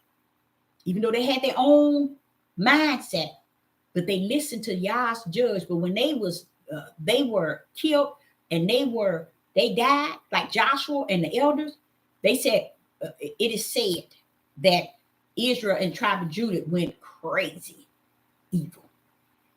And it's throughout the beginning to the end. We need to stop giving our flesh so much glory, so much honor, so much credit. We need to stop that. These young men, let me tell you something else these young men ain't learned.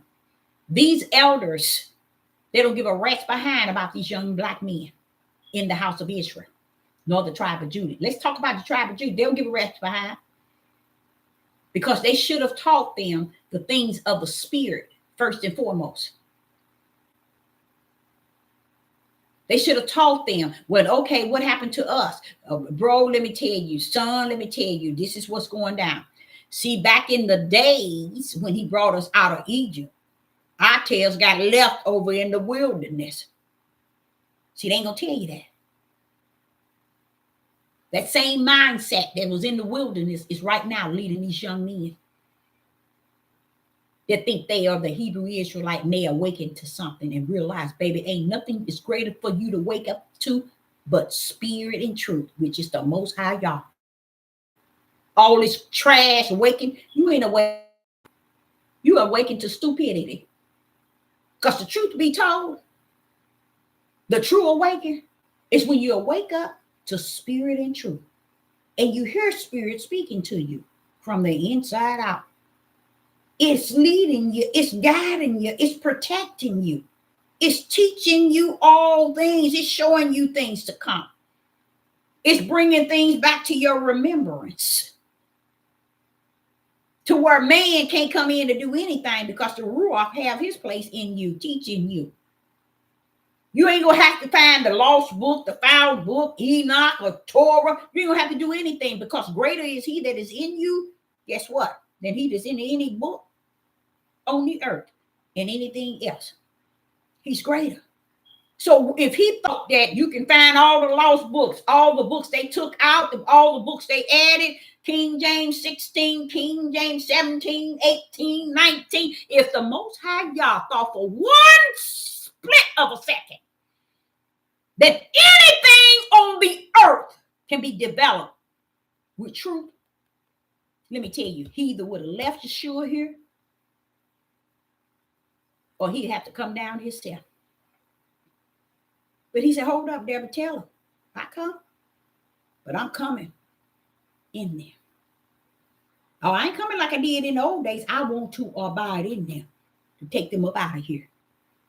And what happens? We don't want him from the inside because we want that which we can see and believe. We want that which we can speak and praise and hear in our natural ears and love on. Wait a minute.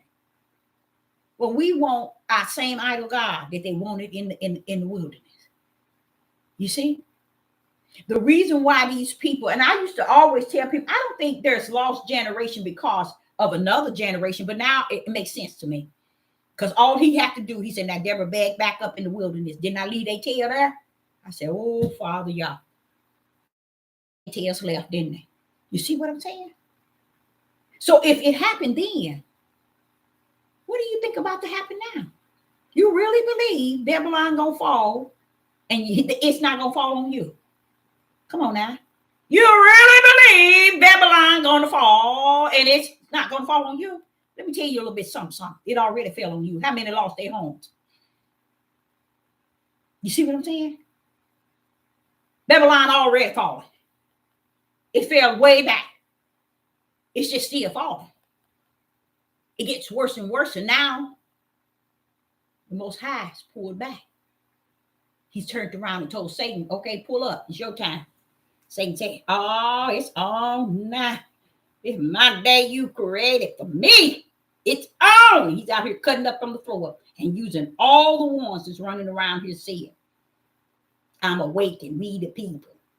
To cut up from the floor, but they can't even see no wrong in them. They can't even see that Deuteronomy already told them their end game. They can't see that you have to have him greater in you. Now, what's the sense of him coming to be in? That's why he said, greater is he that is in us. That means he that's in us is greater than a book. It's greater than Torah. It's greater than Enoch book. It's greater than anything. Do you know the commandments can't come up on the commandments that live in you? Do you know the law can't come up on the law that live in you? How about that? How about that? Why? He is the law. He is the commandment. He is the covenant. He is all power, all authority. And he's living in you. And you forsake him 24/24, thinking it's about you ruling on the outside and not understanding who is in you greater, that rules you from the inside out, to help you to understand the outside. Because he created it. So if he thought for 1 minute that, okay, Torah and all these other books will get you right, you're going to know, you're going to be smart, you're going to be a king, a leader, and a ruler. If he thought for 1 minute that all the lost books that they took out, you find them and you're going to be in there, it will be no reason for him to make a choice to live in us. If you so greater on the outside, you can get everything greater on the outside. Why would he want to live in you? Do that make any sense? If he is the greatest, you don't need no commandments because the commandment is in you. How is it you're going to tell he that is in you who is the commandment? Come on now. See, y'all bent up and bent down because ain't nobody never taught y'all these things. That's why he said, Deborah, that's it. It's over. A warning ain't going to help them. I've been warning them since I told Adam, don't take of the tree of knowledge of good and evil. Ain't I right? Yes, you are, Father. You showed warning. You gave him the first commandment. You gave him the first law, and you broke it into instructions and directions and told him the consequences. Did he do it? Nope. He had to back me way back up to Adam to let me know. I've been giving them since the beginning of time. Commandments, instructions, and directions. So what are they talking about? So if he's greater in us, he's a spirit. Only place he want to come in us is in our spirit. And if he's greater in us, then who are these clowns on the outside of us trying to tell us about who he is in us? He said, I will abide in you and you abide in me, and we become one in this time. You see? It's no way he's going to come and abide in you and you're going to trust everything on the outside of you over who is in you. He ain't going for it because he ain't going to step in you. Knowing that you ain't first and foremost got sense enough to know you got a spirit that's sitting there waiting for you to tarry until he comes. You waiting for the world. You waiting for these men to teach you, lead you, guide you. You waiting for you two to come on. You waiting for Patriot and Rumble and Instagram and Facebook to pull up. And he's sending you greater than he is in the world. And you sitting here clowning with all this mess on the outside of the world, out in the world. What he say? Let them be in the world, but not of the world. How can they be of the world when greater is he that is in them that's greater than the world itself? See, we've been up and we've been down. We got this thing wrong, y'all. So he's sitting here telling me, Deborah, you don't need no warning them. It's finished. It ain't going to help to warn them. Then you tell me that you already warned them way back in Genesis. They didn't listen then. They ain't going to listen now. They definitely ain't going to listen now. So we don't understand with our sons, with our daughters, with our mothers, with our sisters, with our tribe of Judah. Stop being focused on all these other tribes. They can't help you.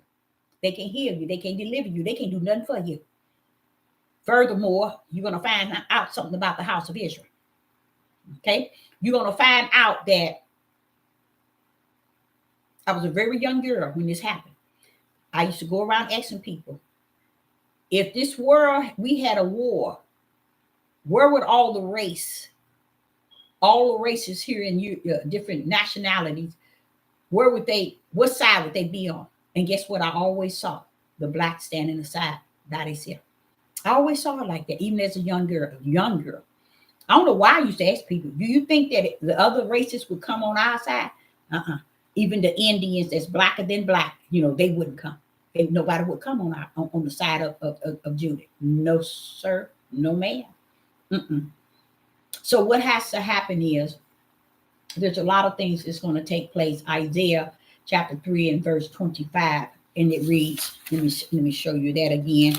And Isaiah chapter 3 and verse 25, it says, thy men, he's telling the women, thy men, he's telling the women, thy men shall fall by the sword, and thy mighty men in the war. So I'll say to you all out there, men, if you serving the Most High Yah, just check with him and see if you got a lane. Be about him and him first and foremost. Because the men that's going to be left after this here take place, he said they're going to be holy. There are going to be some men left. They're going to be holy. They're going to be called. The Father going to call them holy. That's going to be their name. You see? So you want to be found in that crew that's left. That's called holy. But if you think you're going to run with the world, with the flesh of man, and women, you run with the flesh of women, and that you're going to be okay. No, baby, it ain't going to be that. It ain't so much as you running with them, but you agreeing with things that has nothing to do with spirit and truth. Spirit and truth ain't coming here and say, you can't do this, you can't do this, do this, do this, do this. That's not what spirit and truth is. Spirit and truth is the Holy Spirit of the Most High Yah that wants to give you the whole matter, the whole overall. And it's just sitting there waiting to just do just that. So why would he want to be greater in you and can't do nothing for you? Does that make any sense? How dare him to even consider himself greater in you than he is in the world and ain't teaching you nothing? Ain't revealing nothing to you. Ain't showing you the light. Ain't speaking spirit and truth to you to show you the whole overall. That doesn't make any sense. So what that means is we have to let go him that's greater in us and deny that he exists and just fall in line with the world. That's that broad gate. And that's why that narrow gate was going to be a gate that very few shall find. That's why it's going to be very few. Because people ain't looking for it, Deborah. They ain't looking for it. They looking for what Enoch said. They looking for what all these other lost books have said. They looking for what Torah said. See, they ain't looking for nothing. So I say unto you, what is it that he has to do is what he's going to do. I'm sitting here in Lulu. I mean, I'm just can't believe that what all I've seen since 12 last night and this morning, all the way up until what 4 or 5. I was writing stuff down, couldn't believe that these things are actually happening. All this stuff that in society is happening. And if we ignore that it's happening, we're denying the prophecies. We're denying that the presence of the Most High's will is showing up and showing out. I'm not going to do that. I'm not going to live on this earth and not give him the glory and honor for his will and his prophecies, beholding them, informing him that I can see what you're saying now, Father. I understand. I see it. It's coming. I see it. It's a distance, but it's there it is. I'm not going to sit and get around people and play church or play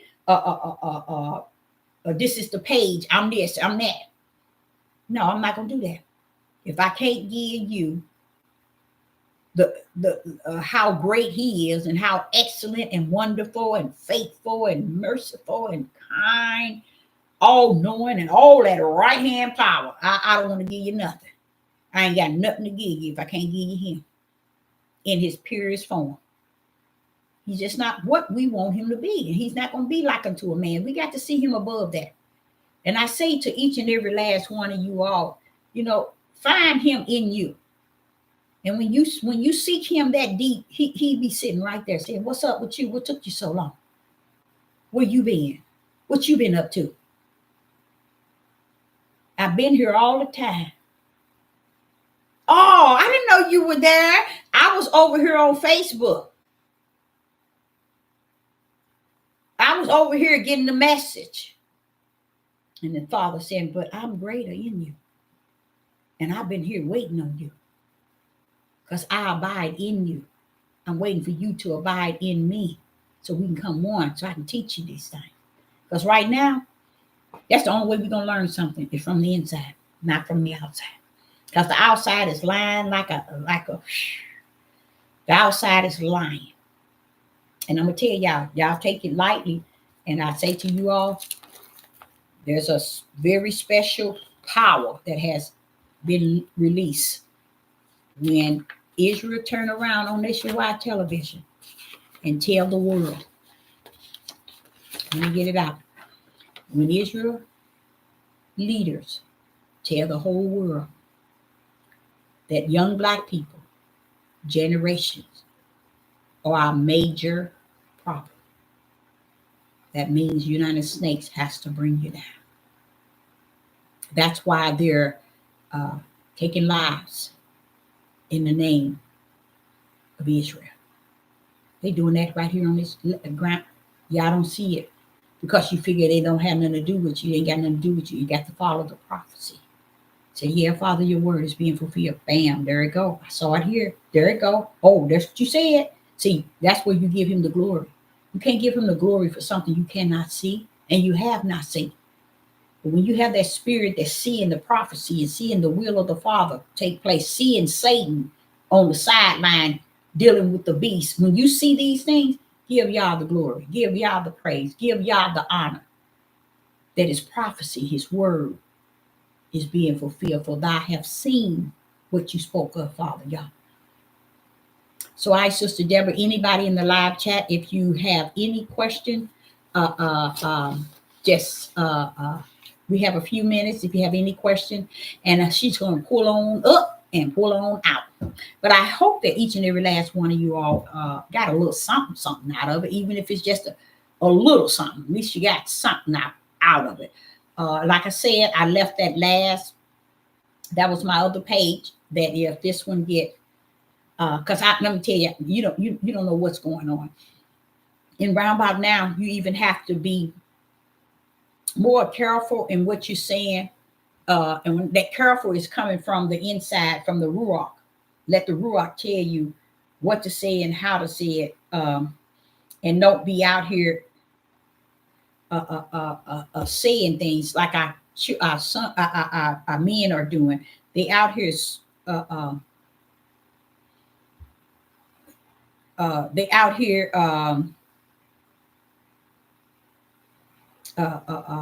on the corners fighting against are warring against somebody that they don't really have a war with. And we have to, as Hebrews, we have to stay away from the issues of the world. Y'all think y'all can do that?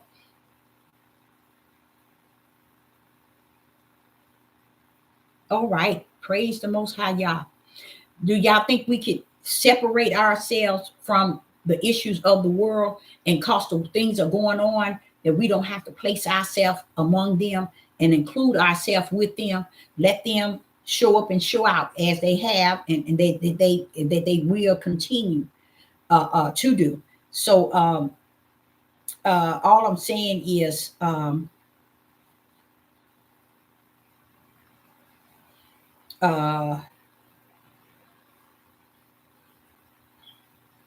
see, that's crazy. Something they found him responsible in the hot tub like they did Whitney. You know, they found her unresponsible. That's how they said that happened to him. Now, how you telling somebody that's you did an autopsy, but that's the best you can do. But like I said, not getting caught up, and that's something I'm just doing right now. And I need to pull away from it, because this man don't mean nothing to me, and it's not important to wear out the heathens and Gentiles news in your ears. But I was just showing you some of the things that has taken place in between yesterday and today, and it's a sign for me to understand that everything is in place. It's having its way. So the next thing is to bring all this chaos into a peace. Okay. And whoever that is that's going to bring them into, bring all this chaos into a peace. Somewhere along the line, I don't know why I keep pulling up with Obama. I'm not saying that he will, but something about that Obama ain't right, y'all. Something about that Obama ain't right. But when we begin to say peace, peace, then comes destruction. So if you think that everything is well with you because you ain't seen nothing that Sister Deborah said that's going on, that's fine too. It's going to hit you a different way when they do, because the reality is it's out here like that, y'all. It really is. It is really out here like that.